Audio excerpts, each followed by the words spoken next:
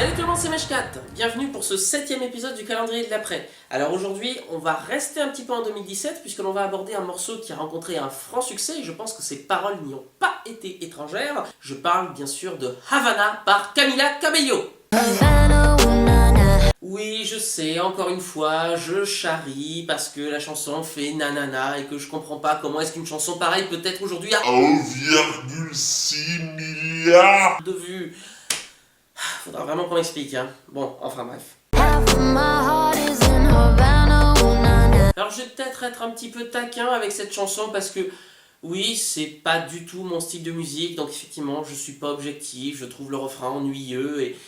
Enfin, en plus, je trouve vraiment qu'il y a un côté complètement pompé sur la chanson de Pinocchio. Vous voyez pas Pinocchio? Va falloir que je déterre Pinocchio. Bon, on va déterrer Pinocchio.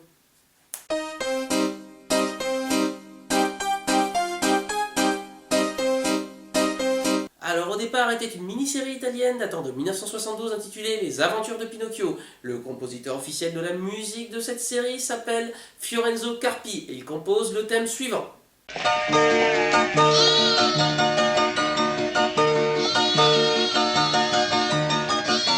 Bref, le morceau colle très bien à l'ambiance de la série, il l'illustre parfaitement, et c'est normal, on retrouve dans la composition un côté très pantin désarticulé. Bref, ça marche vachement bien, rien à dire, tout va bien dans le meilleur des mondes.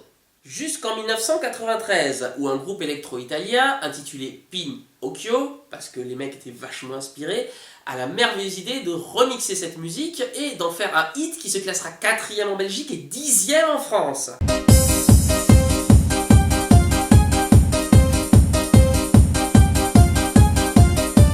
Bref, la suite, vous l'imaginez bien, chaque demi-décennie a son lot de mix, de remix et de re-remix de ce morceau. Un des plus mémorables pour ma génération étant le fameux T-Cap Pacap sorti en 2006.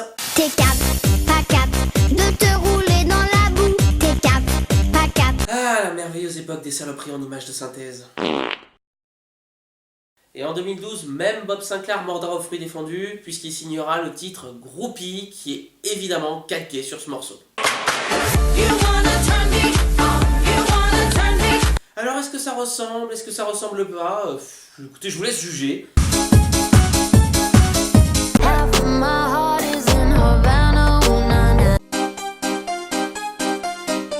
Ce que je trouve dingue, c'est que le morceau Havana a connu un tel succès qu'il est quasiment devenu un mème.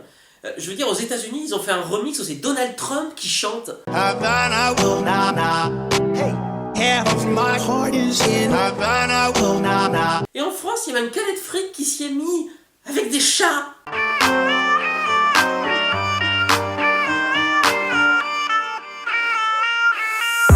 Et le pire, c'est que c'est super drôle en fait. Je veux dire, je préfère la version avec les chats que la version originale. Ah putain, je deviens vieux.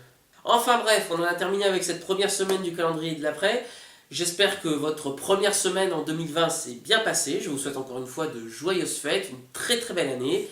Et n'oubliez pas, on se retrouve demain pour une nouvelle vidéo, et ce jusqu'au 25 janvier. Et demain, on va parler de M. Pokora.